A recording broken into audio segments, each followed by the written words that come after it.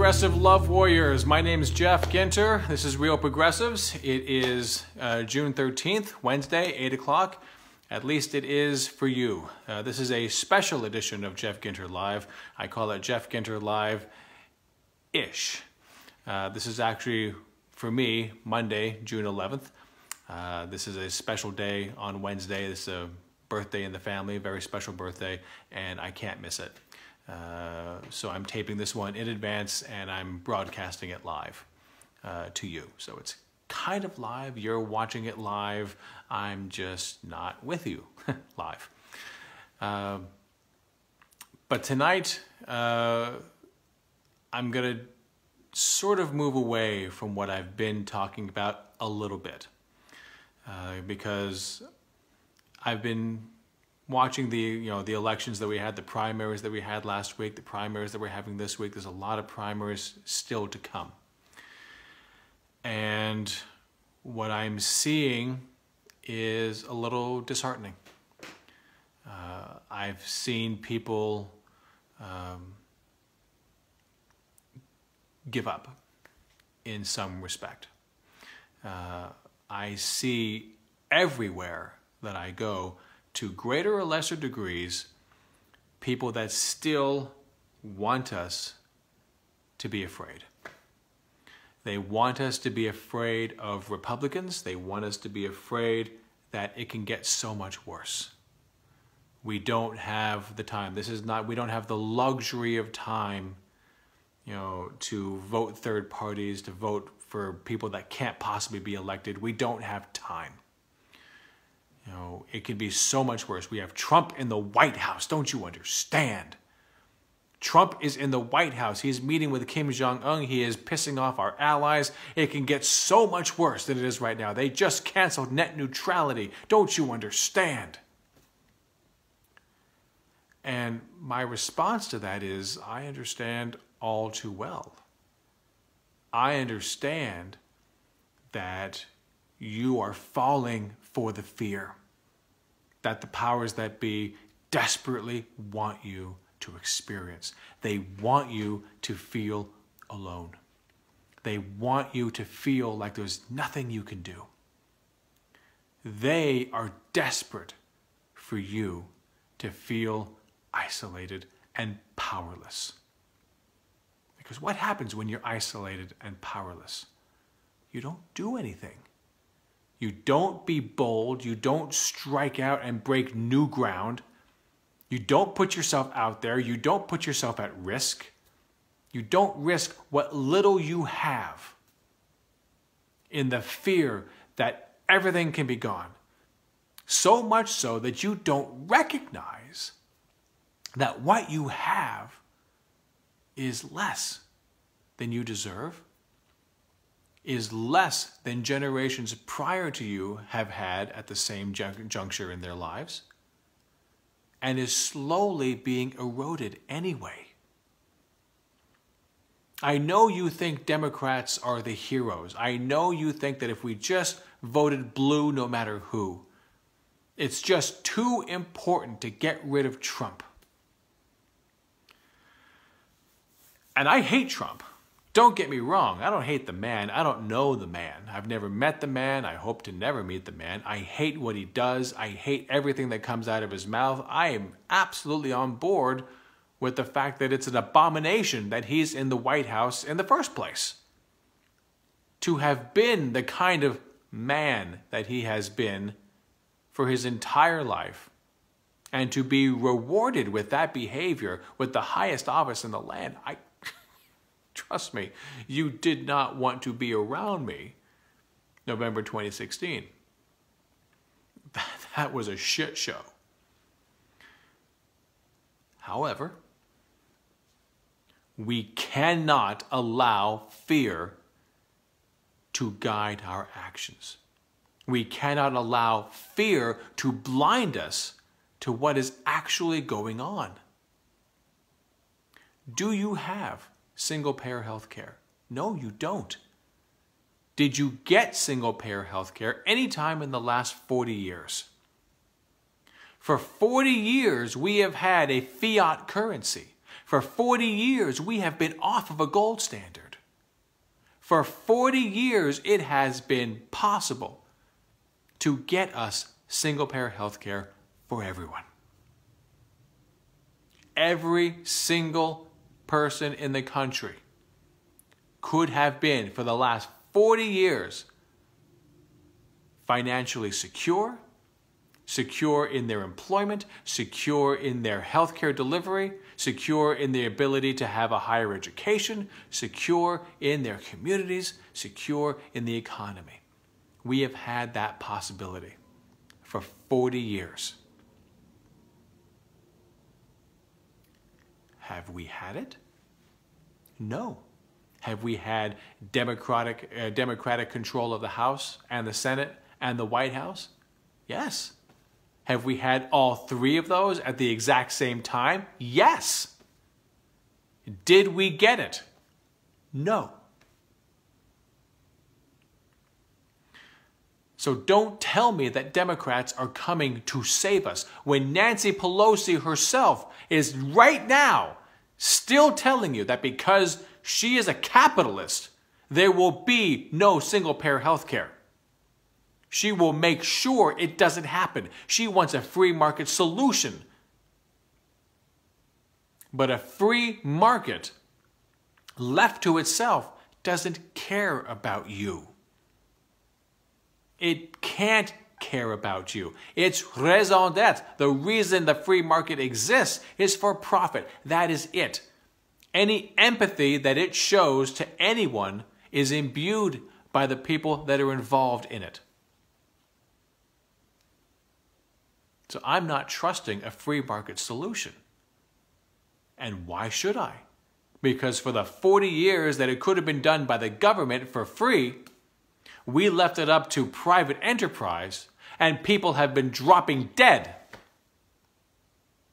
So I am not impressed with a free market solution. I am not impressed with the way capitalism has decided to handle these things that are so central to the wealth and well-being of our citizenry, our election systems, our education systems, our infrastructure, and our healthcare delivery systems.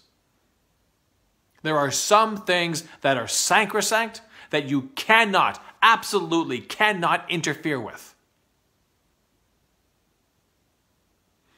And there are other things with which you can. But even in those other areas where capitalism still has a place, there needs to be rules of the road so that everyone can participate. You cannot crowd out other people joining the market. I got a better idea. I got an idea, and I want to see if I can bring that to fruition. And all the hard work in the world doesn't mean shit if the establishment crowds me out, uses their establishment, uses their money to be able to make sure that I don't even have a shot. But this is what happens with unfettered capitalism. Unfettered capitalism just wants to be left alone. Leave me be to do what I want to do.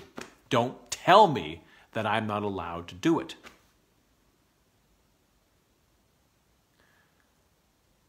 And for 40 years, we have been getting less and less as they have convinced us that the government can't do X, Y, and Z. The government is inefficient. You cannot put them in charge of health care. The government is inefficient. You cannot put them in charge of education. Now we have to privatize that. We have to privatize Social Security. We have to privatize everything that should be a right guaranteed to all citizens because the private sector isn't getting their slice of the pie. There's plenty of pie to go around. You don't need to get your fingers into our healthcare, into our Social Security, into our education, into our infrastructure. You don't need to have your fingers in those pies. You've got plenty of other pie.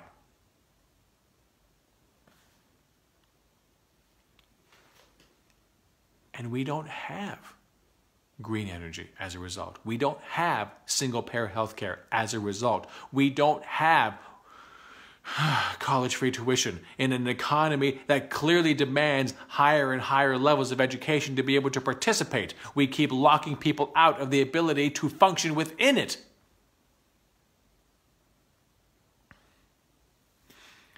And as a result of our economic desperation, we, in fear, embrace the concept of scarcity, embrace the concept of less. We embrace the concept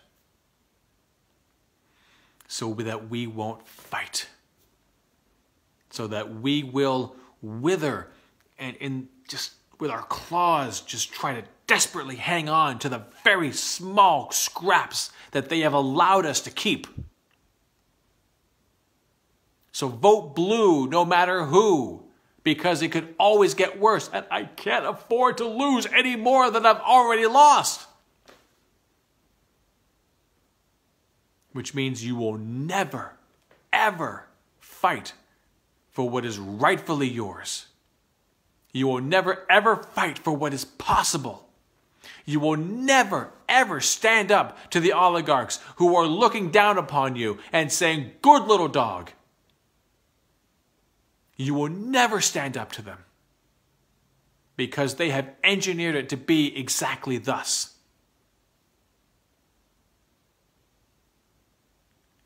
This has to change. Everywhere I turn, people are not coming out for actual progressive candidates. Everywhere I turn, people are not demanding better of the Democratic Party, the Green Party. They're not demanding better candidates. And those excellent candidates that are coming out, so many of them are losing. Why? Because there's not enough support behind them. And why is that? These people support you. These people are looking out for your best interest, the same interest that you keep saying you want. But you stay home or you support the safe candidate. Can't vote for this person, they're unelectable. They'll never make it to the general. You know why they won't make it? You know why. Because you won't stand up to them, for them, pardon me. You won't stand up for them. You won't stand up to the oligarchs. You won't stand up to the people that want to keep you down, but for the people that are trying to lift you up, that are trying to build a better community and say, join me, we can do this. You think it's too much. You claim you want these things. You claim you want to be able to have safer communities. You want to be able to have a job, a good paying job. You say that you want to have free health care and free college tuition. You say that you want all these things. Or at the very least, you say, those would be wonderful. I would love to have those things. And instead of saying, where do I sign up? Who do I fight for? Who do I support? You say, I'd love to have those things. Those would be wonderful. But it's not going to happen. It's not going to happen. So why would I bother? Here's why you bother. The reason you don't fight for it, the reason you think it's not going to happen, is because the oligarchs have got you to believe that in order for it to happen, that you have to fight them. That you have to go for their money. And they have told you that in the same breath that they say, you're never going to get it. You're never going to get their money. They tell you that in order for it to happen, you'd have to come for their money. And then they also tell you that it's never going to happen. And they're right. They have been right. If we needed their money, they have made it such that it's never going to happen. We're never going to get their money. They put up too strong an opposition. The amount of upheaval we would have to bring to bear would be enormous. And we could do that. We could do that. We have the numbers, we have the ability, but we do not have the will. We absolutely do not have the will for that kind of a fight. And they know it. But here's the thing. We don't need to fight that fight. We absolutely do not need to go up against the rich. We don't have to go through them. We simply have to understand the truth. So what do we need more than anything else? We need education. We need knowledge. We need to understand federal finance. And that's where Real Progressives comes in. Real Progressives is an organization dedicated to but one thing above all: educating people about federal finance. Every politician and every freaking bobblehead on television, all of which bought and paid for by the same corporations. The media are the same people that have been bought by the oligarchs. The corporations are the same people that have bought for the campaigns of everyone in Congress. At least most of them anyway. So we get the same narrative. We get the same narrative that says America is broke. Barack Obama himself said we are broke. They say that the debt and the deficit are unsustainable and we're going to have to be able to do something about entitlements. And we say that like it's a bad word, entitlement. You should be entitled to be able to retire in dignity. You should be entitled to not have to be out on the street simply because you're too old to work. There are many things that being a citizen of the United States, the richest country in the world, you should be able to have entitlements. And for every time they say that Social Security and Medicaid and Medicare, these are entitlement programs and we have to cut them, I say, fuck you. You know why? Because you, the oligarchs, the corporations, you think that you are entitled to everything. You think you rule this country. You rule it like a corporation. Your greed is the greatest entitlement program this country has ever seen, and it must stop now.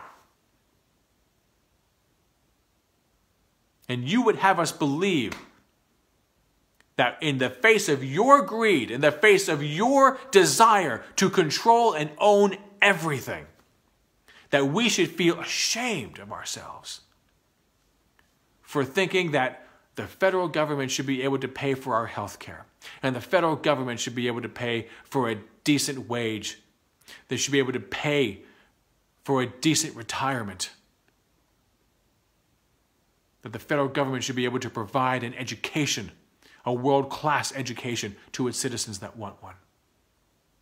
That the federal government should look to our environment and protect it so that life can sustain itself on this planet for future generations. We're supposed to feel ashamed about that? I'm not ashamed. And we can do this. Because every politician that has told us that we can't afford single-payer health care, every person on television, CNN, MSNBC, Fox News, you name it, everyone that says that we can't afford it, oh, it'd be a wonderful program to have. That would be amazing. I can understand why Bernie Sanders supporters really want it. It sounds great. But how you gonna pay for it? They expect that when they say that, when they ask that question, how are you going to pay for it? They expect that you're going to come back with, well, we're going to have to close some corporate loopholes and we're going to have to be able to put a tax on Wall Street speculation. And of course, the rich are going to have to pay their fair share. That is the answer they are looking for. That is the answer that gives them such joy and bliss. because then they know they've got you. As soon as you say that we're going to need to tax in any way, shape, or form to be able to afford single-payer health care or college education or infrastructure or green energy, they know they've got you. Because they know you will lose that fight. The best you will ever be able to hope for is that you will get a significantly watered down version, which is why federal jobs guarantee is really taking off in this country, and Cory Booker is giving us a pilot program in a couple of key areas. A pilot program. We will get watered down versions at best if we put it in the hands of these people. That's the best we can hope for. And then you better look to the way they are funding it. Because it's one thing for them to be able to acquiesce to giving you a few crumbs of legislation, make you think that you have scored yourself a nice little victory. And then they sign the thing into law, and then it's up to the government to make sure that it gets funded properly. And people have already gone home. People have already stopped paying attention. Consumer Protection Bureau, excellent case in point. We fought like hell to be able to get it passed, and the federal government just didn't really fund it properly. Yeah, it's done a few things, but nothing even close to what it could if it was properly funded, if it was properly staffed. And they've made sure that that does not happen. And we don't pay attention to that shit. We pay attention to the sexy stuff. The fight for the actual bill itself. Everything just comes together right after that, right? No! That's not the way it works. If you're awake right now, you've got to stay awake. If you're alert right now, you've got to stay alert. Because wanting to go back to sleep is exactly what they want.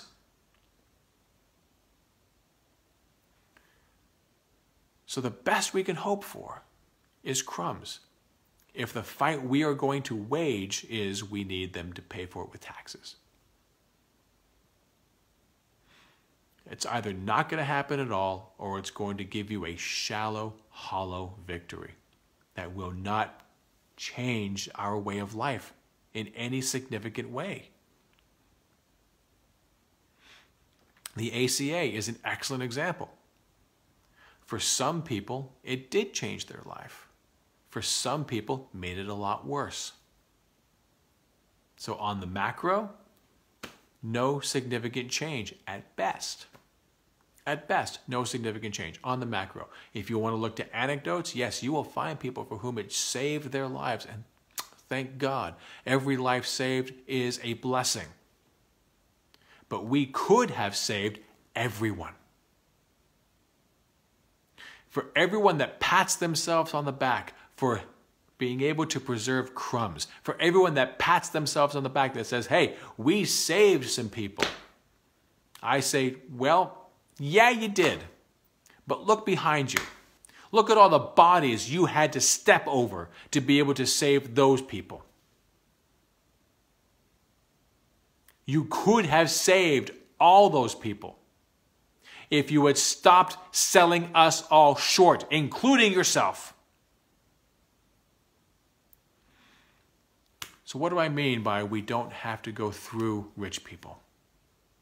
What is the purpose of real progressives? To me, this is, if ever there was a silver bullet, this is it. Understanding federal finance.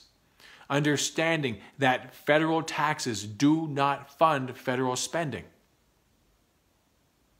This is critical to understand, because when you do get this information, and when you do, I need you to start teaching your friends and your family, and finding new friends and teaching them, and getting these new friends to teach more people. The more people that understand how the federal government is actually financed, the more we will be able to not go through the rich, we'll go around them.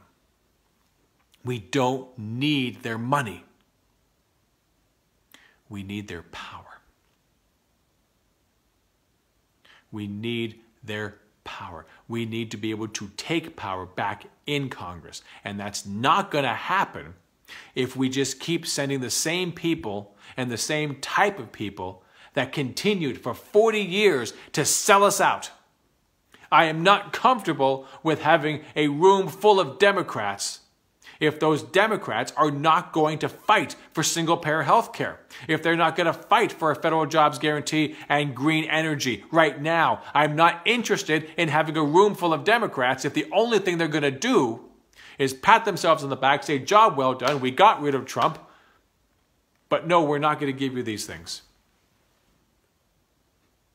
If we send Nancy Pelosi, if she becomes Speaker of the House again, we're not going to get single payer. You think the problem is that we have Trump? You think the problem is that we're not going to get single payer because Trump won't sign it? Trump will sign anything you put in front of him. If you need something, for your homework, my parents won't sign it. Give it to Trump. He'll sign it. He'll call it a victory. Pelosi will make sure that single payer doesn't work.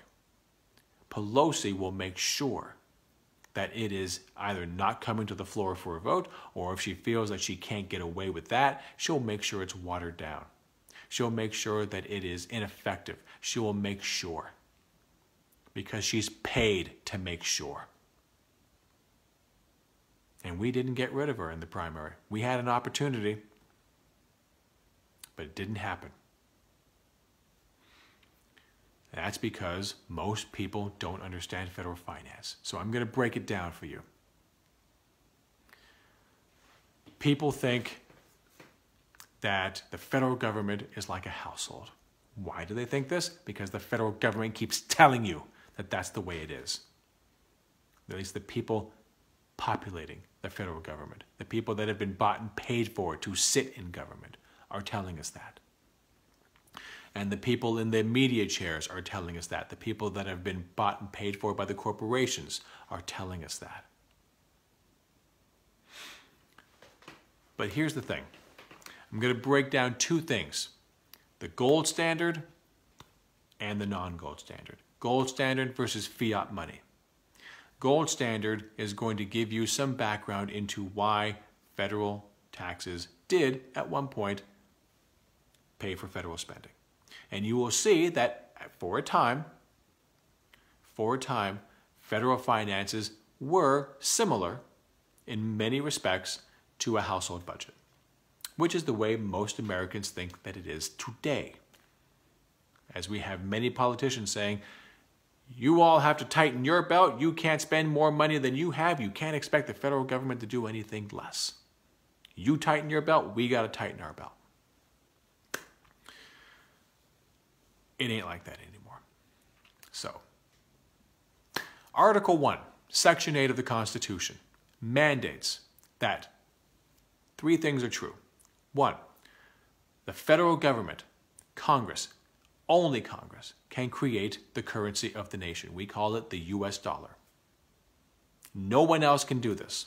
If you try, if I try, if anyone else tries, it's called counterfeiting. You go to jail for this shit. Only Congress. No banks can create federal money. They can create bank money, they can create debt, but they can't create high-powered money. That's the federal government, exclusively. Number 2, federal government will tell us what the federal money is worth. They will tell us how much $1 is worth. For a time, they said that $1 US was going to be worth a certain amount of gold. We call that the gold standard. I'm going to explain that in detail in just a moment. Number 3, Congress shall levy taxes. Congress shall be able to set taxes, and they do this in a variety of ways, most recently in income taxes, but they have the power to levy a tax in the currency of their choice, which is the US dollar.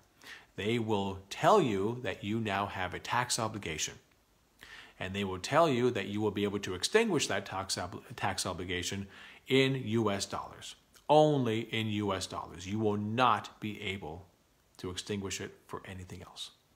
US dollars alone. So what does all this mean? What is the practical understanding? Why am I bringing this up? Because for one thing, the way people talk about federal finance makes it sound like money comes from rich people. The rich people have all the money. The corporations have all the money. The federal government has none of it. The federal government doesn't have any money until it taxes your money. That's the way it gets spoken about. That's the image that keeps getting conjured. Every time they say tax and spend, that's all Democrats do. They tax as much as they can so they can spend as much as they can. That's the image that gets imprinted in your mind when we say that we are borrowing money and we're going to be, decimating our future generations. The children's future will be decimated under the weight of all this debt. But it's not the way it is. The federal government creates the currency. And if they create the currency, and they can create as much of it as they want, and they can tell you exactly how much it's worth, and they can create the demand for that currency through taxation. Because think of this. There is no law whatsoever that says that you must use US dollars to purchase goods and services. None whatsoever. Anyone that's ever done a favor for someone and gotten something in return, anyone that's ever been able to say, hey, look, let me build that fence for you and you can give me free room and board for a week. I don't know, I'm not very good at the barter system, but yeah, you get the idea. There is nothing stopping you from being able to find someone who has what you need, who also, in fact, needs what you have. It's called the coincidence of need. It's kind of a pain in the ass. And what exactly is a meal worth? What exactly is, a shovel worth? What exactly is, whatever it is that you need? What exactly is it worth in terms of goods and services in exchange? Gets to be a bit of a pain. But there's no law that says that you can't do that. And for all the needs and wants that you may have, you're almost certainly going to have to find several people that meet that coincidence of need. Big pain in the ass. But when it comes to paying your taxes, goods and services ain't going to do. They want US dollars. They're very clear about this. And if you don't come up with US dollars, they are going to fine you. They are going to garnish your wages. They will confiscate your belongings. They will put you in prison. They will punish you. And they will do this not because they needed your money in the first place. They don't. They created it. They spent it into the economy. You wound up with some of it, and now they're asking for some of it back. Why are they asking for some of it back? In fact, they're not asking, they're telling. They do that so that you will need US dollars. You don't want to be punished. You don't want to go to jail. And you know that if you don't come up with US dollars to pay your taxes, that's exactly what's going to happen. You're going to go to jail. Or at the very least, they'll take everything that you've got. You don't want that. So you're going to come up with US dollars. You are now in the business of finding US dollars. You will not accept employment for anything other than US dollars. People that you are now going to be doing business with, getting those goods and services that you yourself need, you won't be able to barter with them unless, of course, they have an excess of US dollars and can feel magnanimous.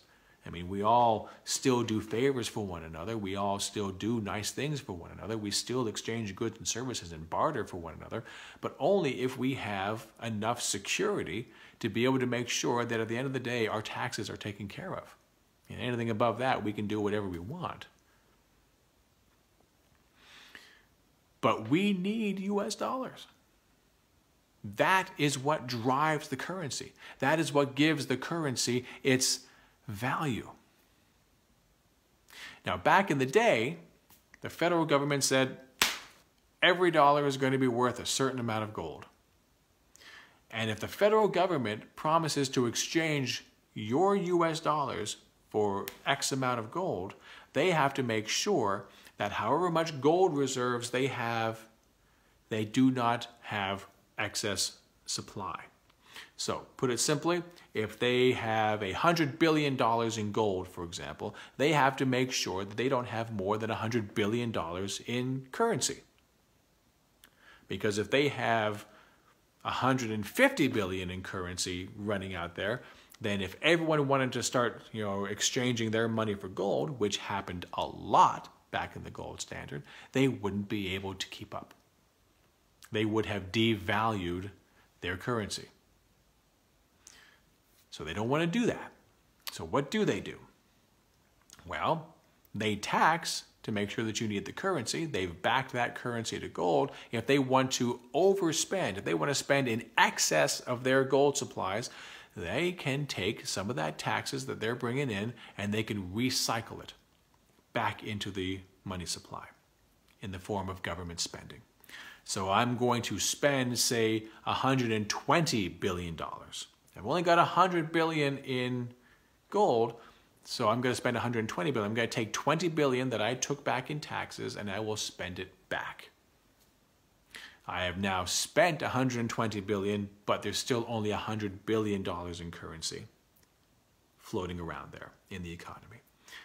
The gold reserves are defended as a result. But what if $120 billion doesn't get the job done? What if I really need to spend big? Well, I can't tax too much. If I tax too much, then people don't actually have any cash left. If I tax at 100%, no more cash for anyone. Can't do that. That would ruin the economy. But I could borrow, because there will be people out there, that have excess cash. That's just the way the market works. People have savings desires, and as there's money in circulation, people accumulate this. If they accumulate more than they need, they'll start saving.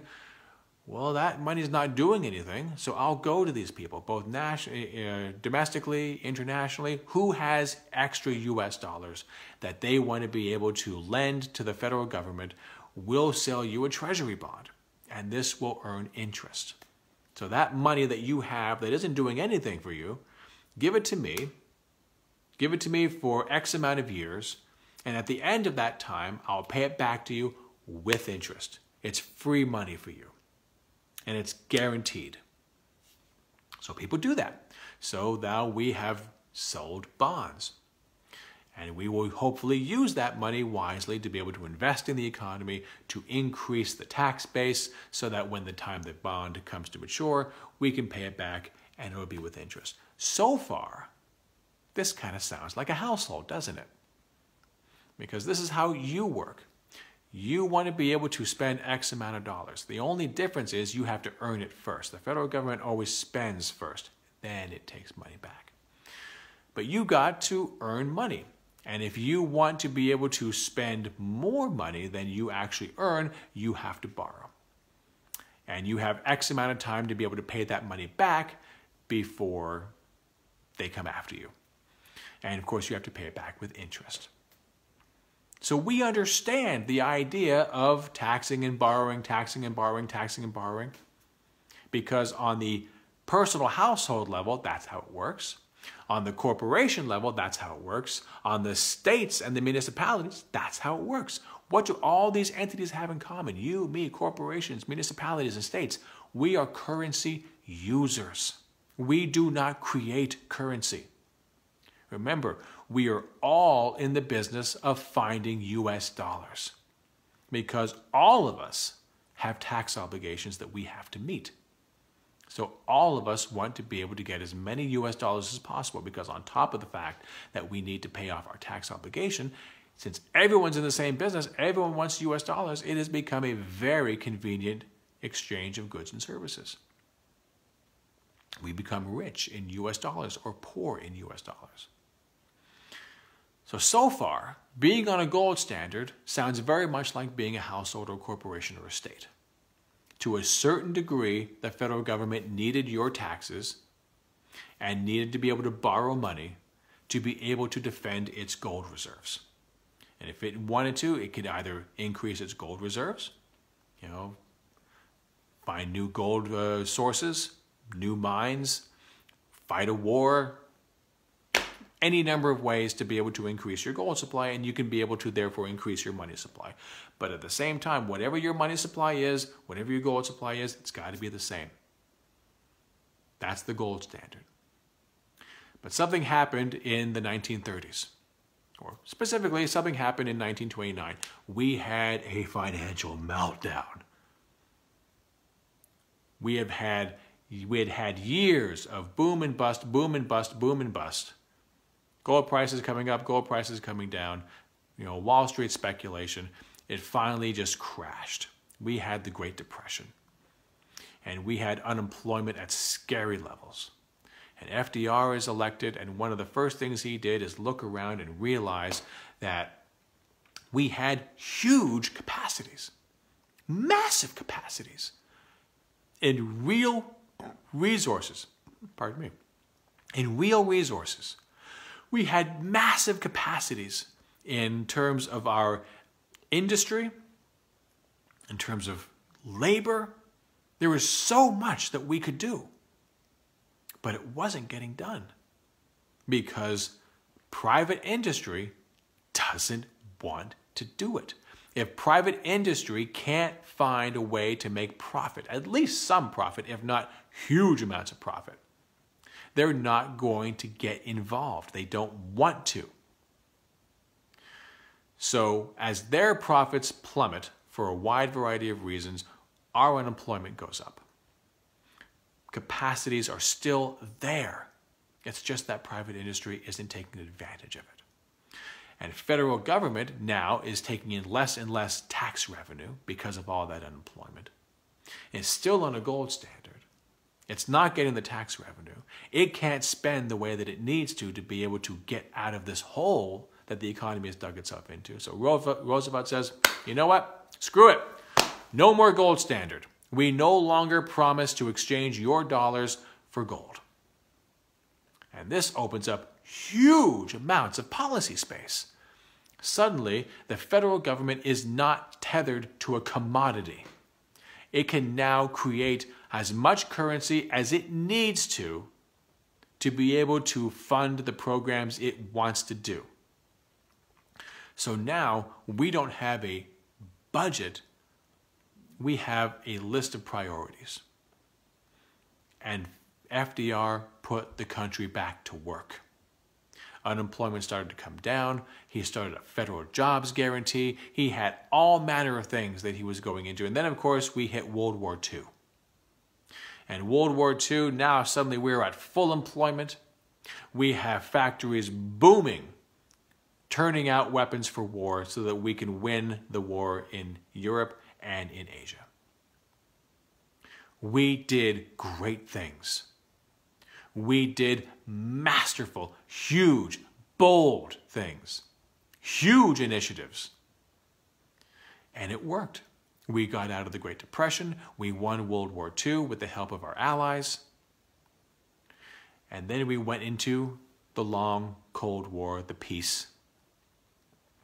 But we went back on a gold standard, unfortunately. After World War II, 23 nations got together to figure out how they were going to finance the rebuilding of the world.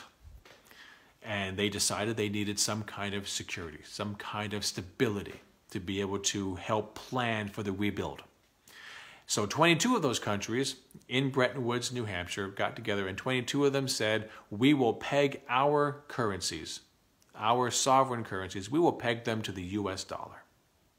And the US promised to peg its dollar back to gold. And for 30 years, we had economic prosperity. Taxes at the top were pretty high to be able to continue to pay for the things that we needed to pay for. Because we got ourselves a GI Bill, we got ourselves all manner of social programs. And that needed to be paid for. And we only have so much gold, we could only spend so much. So again, taxes are needed to be able to help pay for the things that we need to pay for. And taxes at the top were pretty high to be able to accomplish that. And then something happened in 1971. In 1971, Richard Nixon took us off the gold standard. He ended the Bretton Woods Agreement. once and for all. Theoretically, he intended to replace it with something, but it never happened. We have been off the gold standard officially since 1973. Our currency is now fiat. It is now at will, meaning that we get to decide. We, the federal government, decides how large the money supply is. Now, this is not to say that the federal government can spend indefinitely. I want to be very clear about that, because most people that say that MMT is pie in the sky think that we who teach MMT, who espouse MMT, do not address this, and we do, and I will. But first and foremost, we have to understand what it means if we don't have a gold standard to defend. What does this mean? It means that the federal government no longer requires your tax dollars for federal spending. It means that every time you hear that we can't afford it, every time you hear a citizen saying, well, look, I don't want to pay for your health care. Why should I have to pay for someone else's health care? They should go off and get a job and get a great paying job and work really hard, and then they'd be able to afford health care. Well, that sounds great, dude.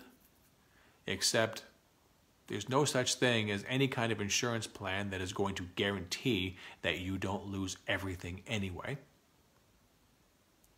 There is no such thing as a for-profit corporation that wants to pay sufficiently to make sure that you get the care you need. They want to keep as much money as they possibly can, which is why medical errors in hospital is the third leading cause of death in this country. So working really hard and being able to afford your own health care doesn't really work. But here's the thing. You don't need to pay for someone else's health care if the federal government takes care of it. If you live in California or New York or any one of the really big states that have huge economies, that have huge tax bases to be able to draw from, if they do single payer for themselves, these are currency users, remember. They do not create currency. They do need to tax and borrow to be able to afford their programs. So if they do it, if they generate enough income through taxing and borrowing to be able to fund it, fair enough. But there is only going to be so much money that they will ever be able to dedicate to that proposition, so things will fall through the cracks. They will have to make hard choices, and people will die because of those choices. Most other states won't be able to come up with the tax revenue to be able to do it. Vermont tried, and they couldn't come up with the revenue. They couldn't come up with the revenue to be able to come up with any kind of plan that would look like an actual good health insurance plan. So they abandoned it. You think Mississippi is going to be able to do this? I don't. And it's too much of a burden, even on California and New York. It is a huge undertaking. Healthcare is incredibly expensive. And if you want, we can spend time talking about why. But that's not the point. For the purposes of saving lives right now, it's not the point. The point is that the federal government is not like California or New York or Mississippi or Vermont. All these places have to come up with the tax base. The federal government doesn't. They simply set a budget. They set a series of priorities per year. What do we want to accomplish this year? Well, we want to be able to create single-payer health care. Well, excellent. What is that going to look like? Well, it's going to mean that every citizen everywhere in the country is going to be able to go to any doctor that they want for any purpose that they want, and they will be able to get the health care that they need. And all decisions will be made by their doctor in terms of what kind of care, in terms of what kind of medication, and they will send us the bill and we'll just cover it. Well, that sounds like an excellent idea. How much is that going to be? Well, I'll just throw out a number. Let's say it's going to be $5 trillion. You know, it's not. It's be costing the hundreds of millions. But whatever the cost is, it doesn't matter. To the federal government, it doesn't matter how much something costs, because they can create as much of it as they need to be able to do the things that they need to do. That's just a fact. Article 1, Section 8, baby. That's all there is to it. Government appropriations. That's what we're talking about. You set your priorities and you get the money by deciding to do it. That's how the federal government finances everything.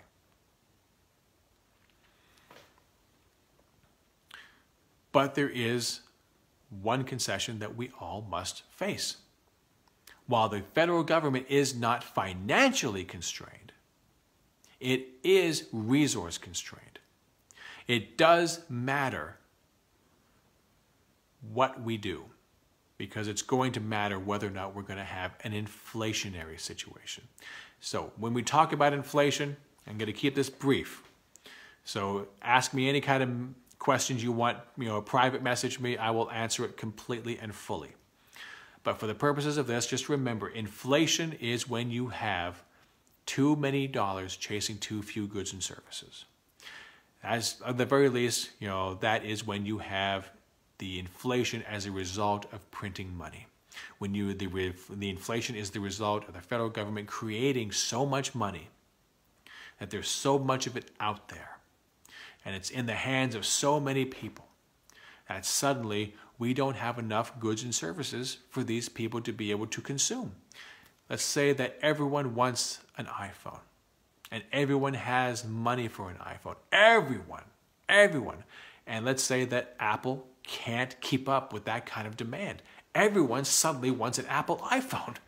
Well, I've hired as many people as I can, and I've opened as many factories as I can. I just simply can't keep up with the demand. Well, then the cost of the iPhone is going to go up. How much? I don't know. It depends on the difference between how much demand they have versus how much supply they have. But that's what inflation is from the demand pull. When there's too much demand and we cannot keep up with supply. So we need to be able to send people to Congress who understand how federal finance happens, that we don't need to go after the rich, that we can leave them alone. We can create more money and spend it where we want to spend it. I want single-payer health care, saith Congress. And Congress saith, yea, we shall do this. And the Congress say, thou shalt sign this bill, Mr. President. And the President shall sign the bill. And in the signing, the creation of the money has begun. And then we get it. So we also need people to go to Congress who understand that there's only so much resources out there. Now, we are in the greatest resource-rich country in the world, and we are also a net importer, meaning we import a lot of goods and services from the rest of the world. That means that we not only have the availability of our resources, but the availability of their resources as well. So we got a good thing going on. We can spend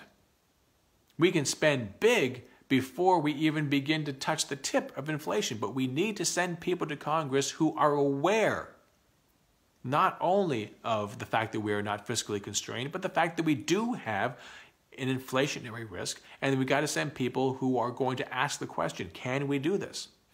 Do we have the resources, the real resources, in hospitals, in clinics, in doctors and nurses and technicians and medical manufacturing companies ready to go, and pharmaceutical companies ready to go? Do we have everything that we need to be able to produce the goods and services in healthcare sufficient to meet everyone's need for healthcare in this country? And if the answer is yes, then we do it.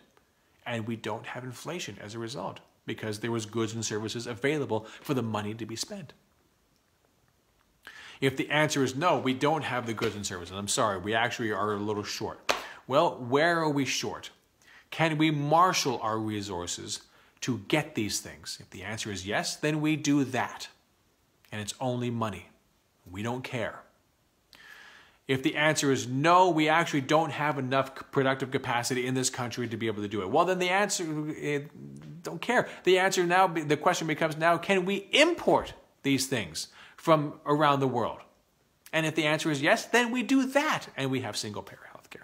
And if the answer is no, then and only then can we start making concessions about what we can and can't do, because it's not about affordability, it's about resources. It never matters how much something costs. It matters whether or not we have the productive capacity to produce it. And then if we spend the money to be able to produce it, do we have an inflationary situation? So we're going to need good public servants who want to be able to fight for the common man and woman and child, who want to be able to raise all ships, who want to be able to fight for you, for your family, for your communities, for our environment, and also at the same time taking a look at our real resources and making sure that we have enough resources right now. Are we a productive enough society right now to be able to accommodate all this spending? And are we making the kinds of investments in our future to make sure that we will continue to be a productive society in that future, for all this money that we intend to spend in the future to have goods and services ready to purchase? This is how the federal government finances itself. This is why it is so important that you understand, so that when someone like Tim Canova in Florida is running against Debbie Wasserman Schultz, that you stop being afraid of Republicans, that you stop being afraid that if you support someone like Tim Canova in Florida, that suddenly that will split the vote. It shouldn't happen that way, because Debbie Wasserman Schultz doesn't want you to have single-payer health care, doesn't want you to have free college education, does not want there to be green energy, because she is paid to make sure those things don't happen. And Tim Canova is saying, that's exactly what we need, that's exactly what I'm going to fight for. So if you think that that's what we should have, and you used to be afraid that if we had it, your taxes might have to go up, because you don't want to pay for someone else's health care, you don't want to pay for someone else's education. Well, you're not going to.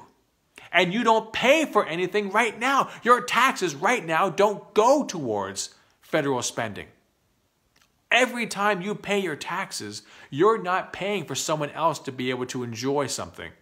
You are paying your taxes so that we can have a society at all. You are paying your taxes so we can have an economy. That is the cost of your taxes, not the cost of the roads that you're driving on or the police that serve our communities. You are paying your taxes so that we can have all these things. You're not funding anything in particular. You are funding the drive, the need for the currency that allows government to do all these things for you. Your need for US dollars drives the currency. The fact that we have value in that currency is why government can do the things that it does. So stop getting in the way of getting single-payer health care. Stop getting in the way of a progressive agenda because you're afraid it won't happen, and the reason you think it won't happen is because people are going to say, how are you going to pay for it? Now that you know, you tell them how. Government appropriations, Article 1, Section 8. Checkmate. Thank you very much. Ding! Next. You can get on board with real progressive candidates who are fighting for you. You can turn your back on Democrats and Republicans and anyone that has a track record of not fighting for you. That anyone that has a track record of giving you platitudes while giving you manure for dinner. You can stand united. We can have all these things. But we've got to start sending the right people. There are amazing people running for Congress right now. I'm going to mispronounce your name. I'm sorry, I don't have it written in front of me. Alexandria Cortez in Brooklyn. She is amazing.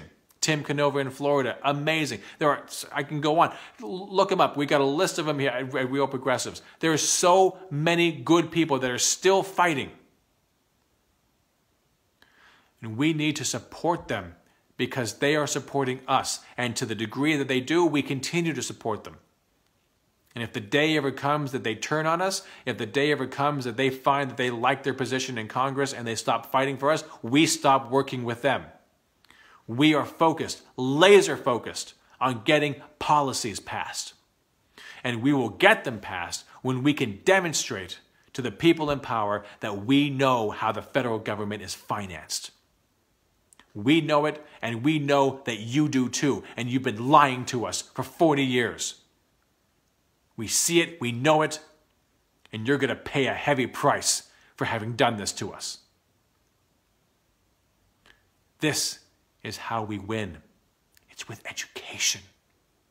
And you don't need to go to school for it. In fact, that's probably the last place you want to go. Real progressives. Look up Steve Grumbine. Look up Ellis Winningham. Look up Stephanie Kelton.